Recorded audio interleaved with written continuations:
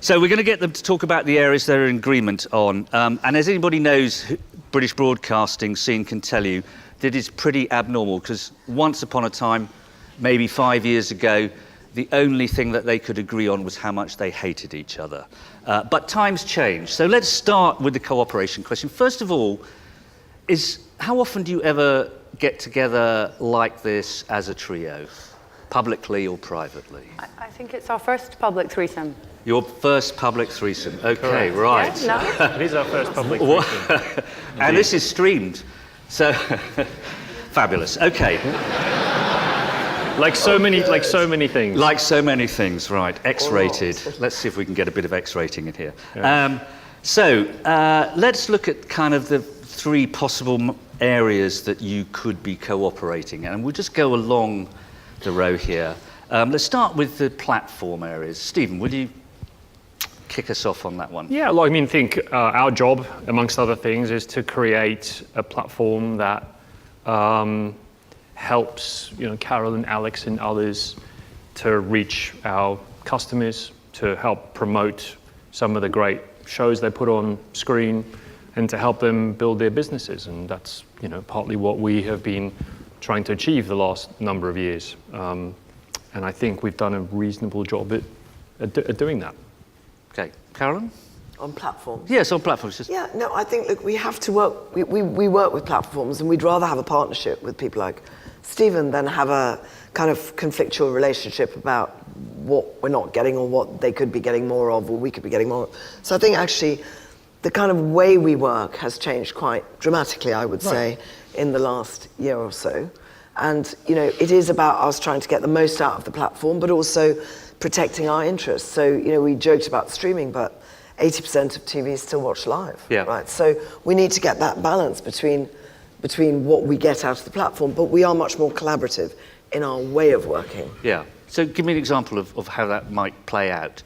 So we have a big contract together. I mean, Sky and ITV have had a contract for years and years and years. Yeah. And it's about making sure that it's working well for both in a very rapidly changing world. I mean, you're going to hear that time and time again. Things are moving so quickly that, that our touch points that between companies there are probably 6 or 7 things that we do together. Yeah. And instead of doing them in lots of different places, we've started having one conversation about it as a partnership. Yeah. That's the biggest shift, right? Yeah, I think a couple of things. So number one is you'll turn on the TV, I'm a celebrity, get me out of here. Sky Q, it'll be prominently placed across the, across the screen, because we know our customers love it. And our job is to continue to connect our customers with what they love. So you'll see with Alex, we did a box set stack with No Offense. We gave customers the ability to watch, all of the shows, the whole series in one go, which was something new between us, and that was us collaborating as a platform and as a broadcaster to try some new stuff. Alex, could they watch it all in one go, just on channel via your own devices? No, it was a special. It was a special. That was a special. Okay, and that's part of a big deal that we did together with Sky about Formula One and about box sets, and we had Tin Star on Channel 4, and that's about collaboration, and it's about what's going to have the most reach and impact on our viewers. Yeah. Right. And with Sky as a platform, prioritization in how they merchandise us means we've got better reach and impact with viewers, and that's interesting to us. Yeah. Okay. What about content? I mean, if we take at the most extreme example, Carolyn. One I loved, the ITV studios made both Bodyguard and Vanity Fair, which were competing against each other. So can we talk about the areas and content areas that you can... I mean, we have a very simple view of content in that we think the best content wins. Viewers come to things that they really, really love, and so we try and commission the best content for the network, for ITV Network, but we also make the best content that we can to sell to lots of different people worldwide. And Sky, a big customer, Channel 4, a customer. Right. But so are Netflix, so are Amazon, so are Apple. So we have a studios business that makes a lot of brilliant content. So I was sitting on this very stage, I think, when Bodyguard had just done its first rating, and I was asked what I felt, and I went, well, actually for me it was a win-win. First, it showed the power of TV. I mean, to be getting those ratings live, amazing power of television. 2, we'd made it, we'd produced it. And 3, Vanity Fair will sell well globally, regardless of being up against Bodyguard. And Bodyguard made us happy. Yeah, good. Okay. Alex, one of the things I noticed, and correct me if I've got this wrong, but you have been making some content for Facebook Watch? Yeah, we do put some of our stuff up on Facebook Watch. Is there you made it for them, or you made it for yourself and you made it available on Facebook Watch? We distribute it on Facebook Watch. And that's about, if I go back to my earlier thing, it's about where you're going to reach viewers. Where are you going to reach viewers and have an impact on them and drive them towards more of your programming or more time with your brand so that you increase that total consumption pattern. That's how we're all thinking, I think, nowadays as brands. And so you have to think, we're not a platform, so we have to think a bit more distribution agnostic on that. We're available on 20 platforms, but that's how we have to think as a business, is where is the Channel 4 brand and how is that impacting people? Yeah. Okay, let's talk about the advertising and the advertising narrative in the broadest sense of the word. How can you cooperate, or how are you cooperating on driving advertising revenue or advertising opportunities forward? Let's start with you, Alex. Well, I think to your earlier point, lots of us new in role, we're collaborating more than perhaps the organizations did 5 years or 10 years ago. Yeah. So, when you think about the big TV festival that the sales teams did this year, we did it, all 3 of our organizations were in collaboration together. We work with ThinkBox together. We're working there on what is the power of television to advertisers. I don't think you would have seen that 5 years ago in our industry, right? We'd have been more kind of sworn enemies. That's not the case now. To what extent do you think by cooperating you can make the pie bigger? Because if you cooperate and the pie doesn't get bigger, there's not a lot of value in that for you. Unless you're taking share, obviously. Well, I think what we're collaborating on is the power of long-form video content and the impact and reach that still has on consumers and continues to have. And with the bigger shows getting bigger, Carolyn's show, I'm a Celebrity, has come back bigger. Bake Off came up in share year on year. Stephen's shows are big. That makes it really clear that television still has that reach and the volume and the quality that other platforms don't have. So it's in that collaboration, keeping TV strong, proving its power and impact, that we're working together. Okay. What is the limit of cooperation, do you think? When does cooperation become collusion? Now one of you two are going to get this one. If we just sort of cast forward 2 or 3 years and we see you cooperating in more areas, there must come a point where you can't cooperate anymore. Where do you think that is, Carolyn? Well, look, I think you have to remember where we do have very different business models, and we can all talk to our own. But we have a studios business that is diversification from ad revenue, but we are primarily 70% of our profit still comes from ad revenue. So we're an ad-funded business, and so we will cooperate wherever we believe that it will enhance our proposition.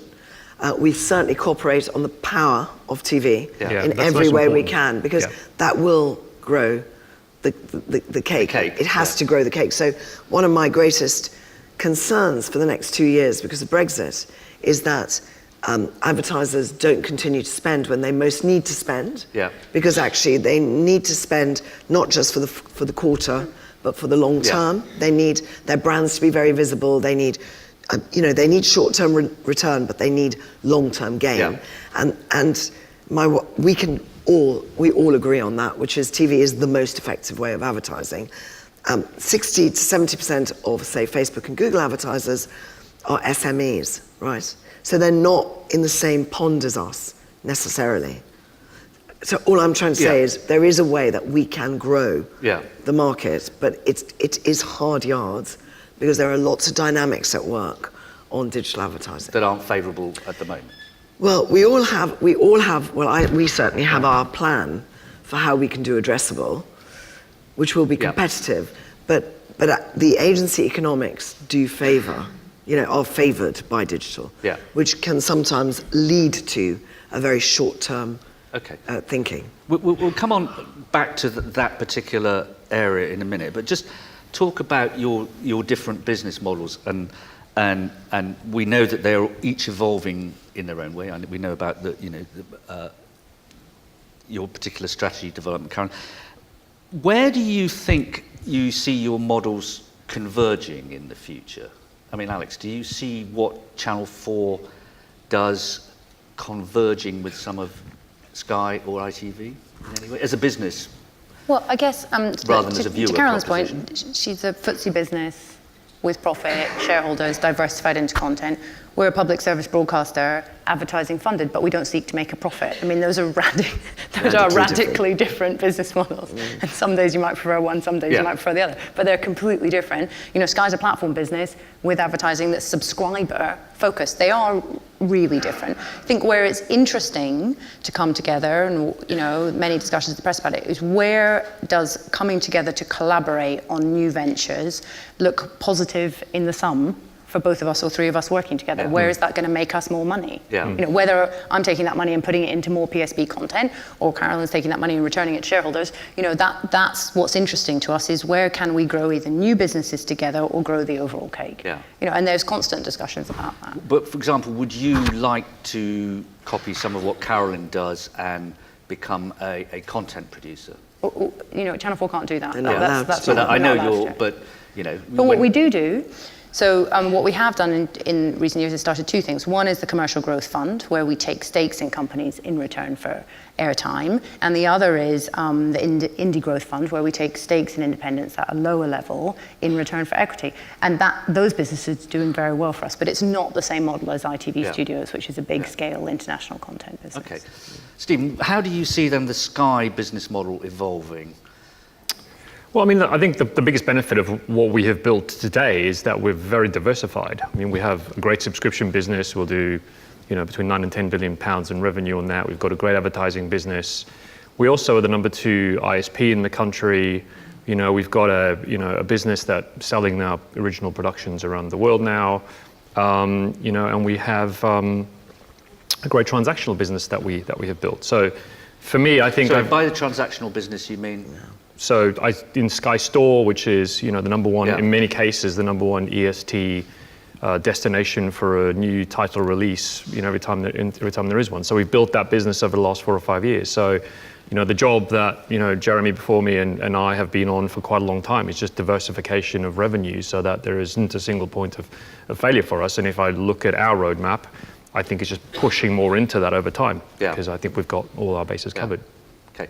Carolyn, then your business model, you've made it clear, I think in July it was, that how you see it evolving. Just give us a little bit more detail about that. So it's kind of, it is diversification again. So I think Studios has been a great success for ITV, and it gives us a global footprint, and that it isn't cyclical in the way advertising is. I mean, there's a lot of talk about cyclical, structural, about advertising, but if you look at the NAR spot advertising, it was growing all the way up to 2016 until the referendum. Literally the day after the referendum, NAR went down. So there's an absolutely cyclical effect in advertising. And what we will always try and do in this strategy is have more points of success. So that's where subscription comes in for us. You know, we have an amazing library, we have great archive. We can originate content, and we will do streaming. And, you know, it will be hard yards. And, you know, Stephen and Reed Hastings have all told me how awful it's going to be. And I know it is going to be really, really difficult. But the thing is, we have to do it. And we would like to do it in collaboration with the other PSBs. And, of course, you know, that is something that we will work on for as long as we can.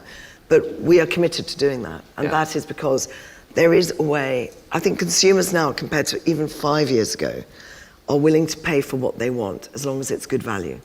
And they don't kind of go, we'll only pay for 2 or 3. They don't. All our research says if they like it and they want it, they will pay as long as the price is right. So that's another area for us. And we're doing more direct to consumers. So we have a lot, like all of us, we have fans. People are just so passionate about our programs. They want to interact with us on a different level rather than as viewers. And that's what we're doing as well. Okay, now let's think about advertising in more detail. You said your NAR has declined since 2016, and you say that's cyclical. But there are also, I mean, there's a big structural problem here, isn't there? What's that then, Dominic? That you are under threat from the duopoly. for advertising revenue. They are targeting you very directly with that. So- I know you said, I think Stephen said, you've got, Facebook has a lot of SME advertisers, but they are targeting you very directly. I said that. I think you've got to analyse their advertisers. They are anything between 60 and 80% SMEs. Of course they compete with us. I think it is interesting that they don't say that they're media owners. So they're not, they have no responsibility for that advertising. Yeah. It just gets served. Now what we will do is we will find a way. I mean, Stephen already has this, but I mean, ITV will have addressable advertising. So we will have our own ad tech stack, which will allow people to target advertising on Hub. But I don't think you should ever lose sight of the fact that you can get mass reach in a brand safe, highly measurable environment, which Facebook and Google cannot match. They cannot do that. Okay, let's look at addressability now. I mean, Stephen, I think you've got your AdSmart program. You have certainly brought on a lot of SMEs into the world of TV advertising. How important is addressability, because it's the buzzword for the last 18 months or so, to the future of broadcasters? Look, I mean, I can't speak for broadcasters. I can speak for us. Yeah. I mean, so for us, it's been a success, in a otherwise flat to down TV market, and it's been pretty resilient, notwithstanding the points on, the duopoly. It's been pretty resilient over time. So the addressability is the most resilient bit of your advertising revenue? It's the bit of our business that's been growing. I think in the last year grew by 30%. This year it'll grow probably more than that. And it works because it does two things, I think. Number one is it helps fill in some of the blank space that if you're a big brand and you're trying to get reach and you're probably trying to reach customers or viewers that are probably lighter viewers, we can target those, so we can fill that out. And the second is you can bring new advertisers in, and they're not necessarily SMEs. You have businesses, McLaren, a big British motoring brand, is never going to find it effective to have a big TV advertising campaign, but if we target the top 1 or 2% of households in the country, they can reach that. So, for us, it's new advertisers, SMEs in some cases, big brands that it makes it economic for in others. For us, that is a rich vein to tap into. Alex, what about you? I mean, if AdSmart was the first out of the traps on that, I mean, Channel 4, how advanced is your addressable proposition? Look, we've been first to market on lots of things, VOD, data. We were talking backstage about the contextual moments we're doing in advertising. So I think we're continually trying to innovate in our product to advertisers, and we recognize that advertisers want that. Advertisers want the reach and scale of television and the volume. They want the quality. They don't want 1 pixel in view for 1 second to count. They want the quality of a wholly watched advert alongside high-end content with the sound on. And they also want more data and more addressable. So we're working on that because I think that is a valid recognition of what advertisers are looking for. I think just picking up on that, I think when if you go back to the question I asked earlier about us and the industry and the opportunity we create, and I think almost the most important point was nested in what Alex said, which is that if you're a big advertiser, we've got two jobs really, I think, now for a big advertiser. Number one is, I think we need to innovate between us. I mean, TV advertising hasn't really changed particularly over time. No. And we have a responsibility if we want to compete for dollars, for pounds, to change that, which is... We might want to compete for dollars depending on what happens in the next few months.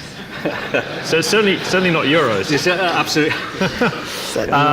So it's the first. So we have to innovate, and the second thing is we have to make it easy for advertisers. I think one of the difficulties, and Carolyn picked this point up before, is about dealing with some of the big agencies. I don't think we make it necessarily easy for some to advertise with us. And I think if we can solve those two problems, and you take what we said about reach, safety, reputation, long formness, I think all of those things play in our favor long term. Is there enough scale in the addressability at the moment? Or you're the laggard here in addressability. Yes, I don't like you personalising that, but yeah, I think you're right to say that. When I said you, I meant. I know. Look, I think ITV, has been discussing, targeted advertising for quite a long time. And, you know, the strategy review, actually, because it was really looking at some of the key areas that hadn't been properly nailed, became very clear on the issue of advertising and what we needed to do to innovate, to be more client responsive, to be more creative with clients, to allow them to do things that embed them much closer to the emotional engagement that they like about TV advertising with viewers. And one of the big things, of course, is targeted advertising. I think there's quite a lot of hype about it. I think it works really well for some advertisers, and I think for other advertisers, it is just not going to be very effective. Yeah. So, you know, we have a hub, and when we talk about this structural cyclical, Dominic, it is quite important, I think, to know that we are part of structural change. We all have strong digital propositions. You know, hub viewership and advertising has grown, you know, 30, 40, 50% this year. So we have a strong digital proposition. We now have to make it more relevant to advertising. Okay, I know there have been conversations between ITV and Sky about sharing the tech. Where are those conversations at the moment? So we're both in agreement, actually, which is... That they're going nowhere? No, that AdSmart, look, this is the key thing for us, is that if it would be easy for us to collaborate on AdSmart, we would do it. The reason it's not easy is that we are an advertising-funded business with 2,800 to 3,000 strong client relationships that come into ITV every day. And we would have to pay away a lot of our revenue to AdSmart. So we'd have a tech cost, and in addition, which we wouldn't own. Right. And in addition to that, we would have a pay away, a large commission that we would be giving away. So from ITV's perspective, as the a primary marketing platform, it kind of doesn't make as much strategic sense. That doesn't mean we won't be collaborating on loads of other things. It does mean that I believe ITV has to do that for itself. We will be talking to Channel 4 about that, and anybody else that is, you know, interested in doing it with what we've got. Yeah. Okay. But it will be different technology. Yeah. Just before, I wanted to ask Alex about this contextual thing, but first, just last one on addressability. To what extent do you believe that addressability undermines one of broadcast's key propositions, which is this instant mass reach, fame, if you like, in the quickest possible way? Alex, do you... Well, it doesn't undermine it, it adds to it. I mean, that doesn't go away, right? You've still got instant mass reach. By fragmenting... Can I give you an example? Can I give an example where I think it works really well? So you have a let's call it an antihistamine product that a pharmaceutical company is marketing. They run their ad campaign very heavily, you know, during the spring period. You know, particular time during spring, you find, and this is a case study, you find that there is a high pollen count in some particular areas. They upweight. We swap out some advertising because it's more relevant in that particular area. And that is something that we've done. It's added to. It hasn't taken away from the fact that they got broad reach and, you know, and getting brand fame, but it has also become quite performance-based. So you don't see it as a binary No, it doesn't remove your mass reach. It doesn't remove your simultaneous live impact. Which is, you know, a big reason that people come to television. It doesn't remove any of that, but it does add to and enhance the product for advertisers. Yeah, it makes advertising more effective. Hi. Well, keep going. I think it makes advertising more effective, and I think what we can do is the best of both. Right. And will Addressable bring new money? Stephen has demonstrated it has in some cases, or actually will it just move money across from your... We'll always be looking for new money. You'll always be looking for it. You're going to get the same answer from all of us. I mean, that remains to be seen, but the concept is that you bring in new money and you bring in different categories. It's already bringing in new money. I mean, we would never... Uber doesn't tend to do mass campaigns. Uber does hub. Yeah. We can do a bit of targeted now, and Uber targets, and they're very specific about what they are looking for. Okay. Alex, I mean, we heard from Linda Yaccarino about NBC's Contextual platform. and she said that C4 has also got something in that space. Can you just tell us a little bit about that? Because that was new to me, and how it works. We should have been tracking more what Channel 4 is up to. So are you going to get me back? I read your Ofcom school report, all good. 36 pages of it. Some of it was very tedious. Yeah. I'm certainly not going to say that publicly. So we announced this at our upfronts on the 4th of July. So, and we've been running it as an experiment beforehand. So we have a data science team, and they've been running in shows using neurolinguistic programming, looking at when products are mentioned. So when is, let's take Stephen's antihistamine, when, that's it's a bit obscure, isn't it? Boring. Yeah. When is water? Let's have a race here. When is water, when is Evian, when is water, mineral water mentioned? Yeah. And then when it is mentioned, is the context positive or negative? Because obviously the positive, if you're really, really thirsty and you're on a SAS program and you really need to drink, it could obviously be negative if you're drowning in mineral water. That's the first thing that came into my mind. And then they do that by training an algorithm that recognizes the words and then recognizes whether the context is positive or negative. When you then put an advert in the relevant break, in a positive context scenario, recall and sentiment about the advert is twice as good. Okay. And then now we're rolling that out with particular advertisers to do the experiments live on air. Now that is an example of reach in television and context into the program driving a premium product that is of great interest to advertisers. And you don't get that in unbrand safe context on YouTube, but you do get that on television. Yeah. And do you think that will allow you to charge a premium at all? That is always my hope on everything. Yeah. That's my generic response. Right. And you would both like one of these programs? I think that's really interesting. I mean, it is, in other mediums, that's how it works. Yeah. Context is everything. It's always, Print, it's always worked, right? So it's something, I'm very familiar with. It's about innovation, Yeah. I am going to start watching the Channel 4 ad breaks really closer than I already do. You fast forward just through the show, Less of that, Stephen.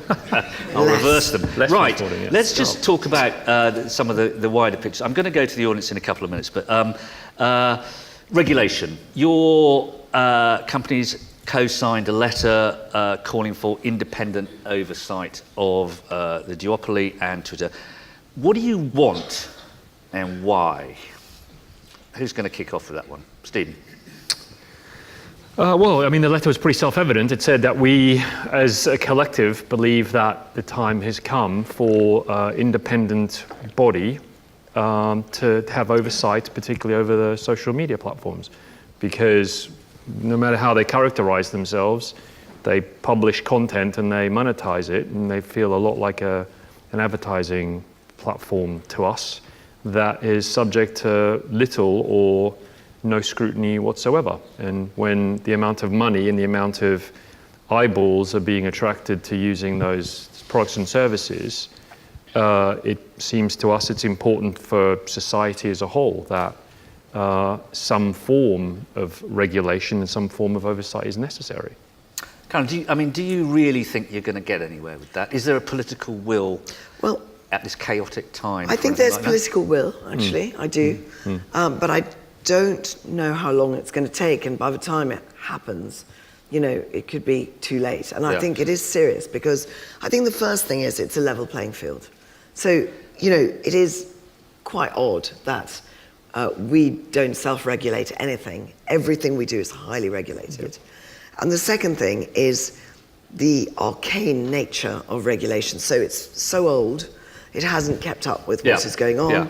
And a prime example, I think, of both of those things is Iceland, which tried to run an ad on ITV. And it was not a political ad, but it was deemed to be a political ad. Because it was a huge Greenpeace furore. film shot. And guess what? It was run in its entire form on social media. And social media will make quite a lot of money on that. We can run the ad. And it was just ludicrous that there was no, if that was not going to be, firstly, I think it should have been allowed in new regulation. But secondly, if it wasn't going to be allowed, why should it be allowed to run as content anywhere else? And I think this is about advertising content and, of course, editorial content. So I think it's been very well covered about, violent stuff and ISIS and all of that. But there has to be more regulation about that. But Alex, do you think you're pushing at an open door with the government, or it's going to be you've really got to bash it down? Well, I think the DCMS Select Committee, chaired by Damien Collins, has just done a big piece on fake news. Yeah. I think they've had real impact. I think we have a well-educated, clever, well-researched committee that are very interested in these issues. You know, how much parliamentary time there is, given Brexit, is a different problem. Yeah. But is it the right thing for broadcasters who care about truth and investigative journalism and those principles and think they're important principles of a democratic society in which we live, and particularly important for young people? Is that important that we should be jointly coming together to work on it? Yes. Yeah. But is the government going to have time? It depends on what's happened today. None of us can keep up with that. But I do think the Select Committee is supportive. It'll catch up. It's a matter of time. Yeah. But it'll always be behind. I mean, it'll catch up. It may well be, but it's starting from a zero base at the moment. I mean, are there other regulatory issues that you also feel need to be addressed? For example, the watershed, or are there PSB-specific requirements that you think need to go? I think the concept of a watershed in this, I mean, I know this is heresy. I mean, I've been told that there's absolutely no way anyone will ever get rid of the watershed, but I find that bizarre. When, you know, all of you who have children, you know, they don't even understand the concept of 9 o'clock. Yeah. What is 9 o'clock? Yeah, but... You know, it's like, who watches TV before 9 and after 9? That's also another example of, you know, you can fire up Netflix any time of day and, you know, there's no PIN number, so... Well, anything, you're watching everything, you know, whenever you want. Yeah. I think, look, where we've been clear is the public service broadcasting in this country from 100 years of the BBC and the rest of us onwards has given us a very, very strong landscape and is part of the social fabric of society. And it's important to think about where that needs to be defended. So internet regulation, we've come together to talk about prominence with the PSBs. What is prominence in a streaming stick world, in a smart television world? What is prominence in a voice search world? That's one for you, I think, Stephen, isn't it? The prominence. Yeah. I mean, I've got... This is the placement of... We're agreed. The PSBs on... So prominence for me is a burning issue for the PSBs in a changing world. And I've just got 2 points that Sky sort of holds as true if we're going to have the debate. So the first is about equivalence. So we're talking about equivalence here about us and other platforms. You know, what I wouldn't want to see is, you know, the regulated be regulated more in the same way that you have been with Iceland. So, you know, changing Sky's EPG only or Virgin Media's only, and not changing Apple's or it's all platforms. A Fire TV or a Smart TV or all these other places. That seems like an inequivalence to me. It's an issue that needs to be addressed in the round. So that's the first point, right, on the issue of prominence. And the second point after equivalence is whether it's principles based. Because what I don't want to do is end up in a world where you have Ofcom or some piece of legislation somewhere that is telling us how to design our user interfaces. That just can't be practical. You're going to have some form of legislation where any platform is being told specifically exactly how to place things. So to the extent that happens, it has to be more principles-based and outcome-based. And if those two things are on the table, then I'm fine with that. What I don't want, like in the case of Iceland, is to find TV platforms, the ones that we've built, at a disadvantage to the competition. Okay, one more regulation question. Contract rights renewal, is that something you really, I mean, that is arguably something that is well out of date. Is that something you would like to push for reform of? Well, I mean, I think it is. You know, it is very old, and when you think of competition today, it doesn't reflect what competition really is. But I am told that, I'm told legally that it would still be hard to persuade the CMA that Facebook and Google are competition. And if that isn't the case, then there could be some unintended consequences of asking for this to be removed. Right. Yeah. So I think you have to be very careful with stuff like this, that you don't end up in a worse position than you're in today. I mean, I think on the surface, you have to look at CRR and say it was created for a completely different time. Different era. Yeah. When, you know, ITV was the only player of scale. Okay. All right. I'm going to go to the audience in a minute, but let's just must deal with the threat from outside our world, in a sense. So, Alex, how do you see the threat from the OTT players evolving? They're after your audiences, really, whereas Google and Facebook are after your money. if I can be as simple as that. How do you see their threat evolving? Well, what you see is lots of people using the SVOD services, obviously paying for them differently, paying for multiple services. To Carolyn's point, 35% of people who use one SVOD pay for another one. So you're seeing a growth in people using multiple services. We're also seeing a growth in the number of minutes of viewing video content. So often TV is staying high, broadcaster video on demand is staying high, and subscription video on demand minutes are going up as well. It's on top of that, and it's a different way of paying. So it's not dramatically reducing the kind of advertiser exposure, which is positive. Overall, that's another high-end video content player in the market. It's also training audiences to watch more and more video. So it's a balance, Sometimes that's a threat, sometimes it's an opportunity to co-produce with. Yeah. But what's important to see, I think, in overall is that people are watching more video content all the time. More of their leisure hours are dedicated to doing that. When the self-driving car comes, that will be more hours a day we can watch video. And they're paying more for it. Share of wallet of media is going up. So you have to be alert to that all the time. It is an absolute threat. Yeah. Sometimes it's an opportunity, and sometimes it may lead to new businesses for the rest of us. I mean, I think Morgan Stanley produced some analysis which showed that once Netflix got to penetration of 20%, then linear viewing started to fall off much more rapidly. We're not 20%, I don't think, in the UK yet with Netflix. But SVOD services, Claire Enders, I think, on earlier this week said that she thought anybody who launched a new SVOD service in the UK would be insane, unless I misunderstood what she said. Caroline, how do you respond to that? Well, I don't agree with her. Right. And the thing is, I think she talks about on digital an awful lot, which I think is now, 10 years, 12 years ago? More than that, yeah. Years and years and years ago, in a very different market, with very different consumer behaviour. So I think we've started with consumer behaviour, we've started with the research, which is about pricing and price points. And we believe that it's something that we have to do. One, to learn subscription skills, never mind anything else. But two, because we believe that we've got quite a lot to offer British consumers. And there is a gap in the market for British content, for originated British content. And so Claire's entitled to her view. She does a lot of analysis. And that's fine. But I mean, it's one report. There will be others. As I said, this is not going to be easy. It's going to be very hard yards. But I think you have to look at this over a decade. And you have to say, is this the right thing to do? Yeah. Alex, where do you stand on SVOD? I think there's a consumer behaviour, which is to watch things on a fixed service where they know what they're getting from it. And that is a pattern that we have to recognise and look at what are the opportunities for us.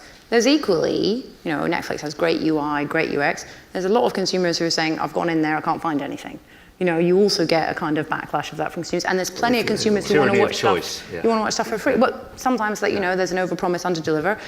We also have creative people who don't want their product on Netflix because it's not getting enough promotion, it's not getting the advertising, it's not getting the oxygen that you get on free television or you get with reach and impact. So there's a balance there. If there are interesting SVOD opportunities for us, we'll totally look at them because we're interested in what are the long-term opportunities for our business. And what was your reaction when Stephen opened up Sky Q to Netflix? I thought that's a clever deal, Stephen. Stephen, why did you do it? We didn't arrange that they would interview each other.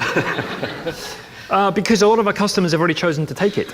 So whether we like it or not, actually we're well past the 20% penetration rate. I think the last numbers say they're in 9.5 million households in the UK. I think that was Ofcom's last stat. So they're in, over a third of households. And when we looked at our research, our customers want that. I mean, and what I find from looking at the data to date is that, and one thing that we should all always keep in mind is that this is not a zero-sum game. All these arguments always seem to be hinged on the fact that there's a massive winner and there's a massive loser, and that is not what happens. Yeah. People have 4.5, 5 hours a day that they fill with video, and it's about having more choice. If anything probably falls to the bottom, it's the content that was created, I think, for just surfing and for just sitting back, and it displaces a bit of that. The customer gets a better experience. So from our perspective, it was about putting on there because most of our customers wanted, and because they make some good stuff, and that was it. The clock is running down at alarming speed. Let's go to the floor. I'll take two questions very quickly. So just if we can get a mic over there, somebody there holding their hand up, just say who you are and where you're from, so we know what particular axe you might be grinding. and then we'll take 2, and then we'll just go to the final question, and then the coffee break, and then Carolyn's voice will be restored. Thank you, Dominic. Good morning.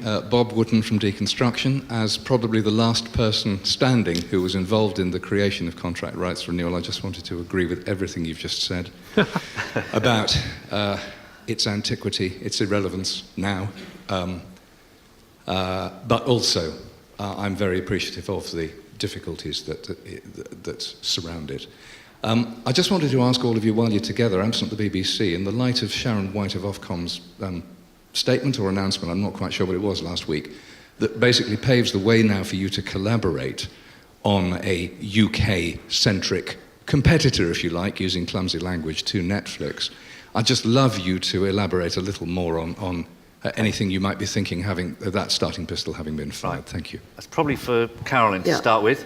I think there is total agreement that if you put Channel 4, BBC and ITV together in some way, shape or form, that would be a potent offering for British consumers, because we understand the British market very well. We originate a lot of content, and people would like it. Now, we are all very different organisations.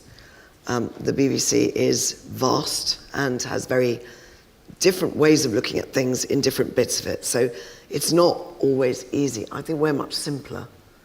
But I do think that there is something there. And I think she is right to say, I mean, I think it's very encouraging that the regulator, who is, in the past has stopped progress, is now saying they would encourage this to happen because they believe this is the best way, both for the licence fee payer, but also for consumers in Britain to get what people want.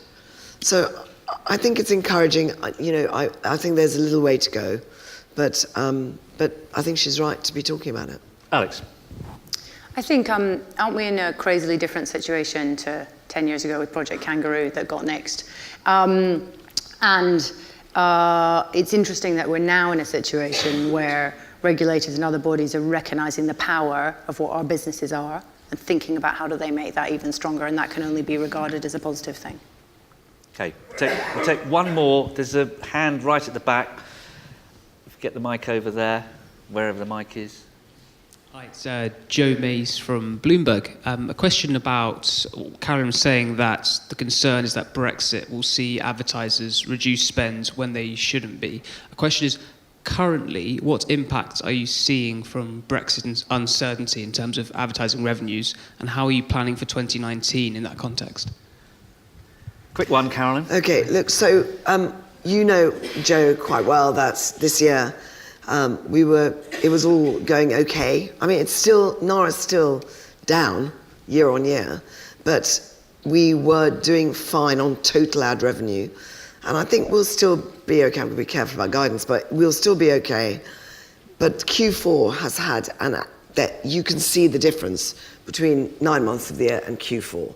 And Q4 is because you can't hear anything other than Brexit. I mean, all you hear about is, we don't know what's going to happen. These are 8 options. Despite the Christmas bonanza. It's despite the Christmas bonanza, where we are carrying loads of launch advertising for great brands. I mean, like really strong advertising, but it's not compensating for that uncertainty. And part of that is retailers are disrupted anyway, structurally, and are saving, are kind of worrying. And it's also just the shadow of Brexit on everything, on everybody. And I think that has fed in. I think next year, no one knows. It's very hard to budget. I think if you're on the advertising funded side of the business, when you have so many variables, that could happen. Yeah. So we've just done a base budget. Yeah. We'll see where we go. We are really running out of time. So last question. We've talked about all this huge amount of change going on at the moment. Let's just cast 5 years forward and say what constitutes success for each of you in 5 years. Would you like to lengthen the time horizon or make it shorter? Look, we're a very young, focused broadcaster, right? So we've got biggest young skew of public service broadcaster globally, I think. So for us, that means all changes in behavior affect us first. So I think in 5 years, we've become a digital-first business. You know, we already have shows that are over 50% VOD viewed, particularly true because of that demographic skew. So the job is to get the business to that whilst maintaining really interesting advertising propositions. So in 5 years' time, you'll have 11-year-olds coming on whose viewing habits we cannot possibly guess at the moment. Okay, and you've got to get Transform that the right. business to be ready for that. Okay, Yeah. Karen. I think in 5 years' time, our ambition is to be a strong, structurally sound business, which is growing total ad revenue, which has maintained total viewing across platforms. Total viewing across platforms, and has a strong direct-to-consumer business. Okay, Stephen. My business is successful, and I've told this to both Alex and Carolyn. No, my business, if I help them be more successful in theirs. Yeah. You know, the PSPs are an important part of what we do, and my job is to help them be successful. Perhaps you can cut Carolyn a better deal on AdSmart then. That would. No, it's not all about AdSmart. There's loads Oh, you're more. not interested in that anymore. Then you'll accuse us of collusion again. Okay, right. I think we are done. It's coffee break. So will you just join me in giving the panel a very big hand?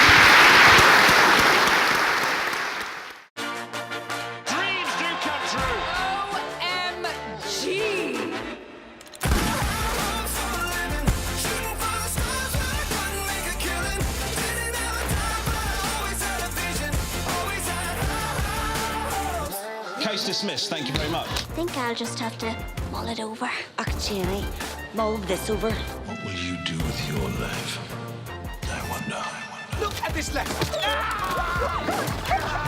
I've broken my leg! Unlikely, darling.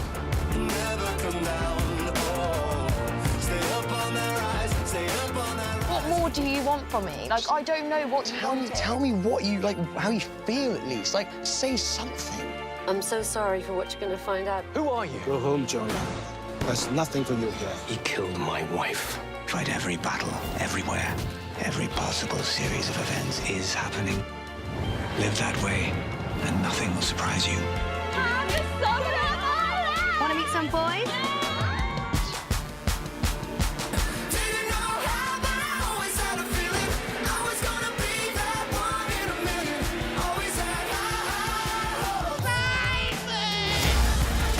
Is this actually happening? Wow! Pure magic. Oh, that is absolutely phenomenal!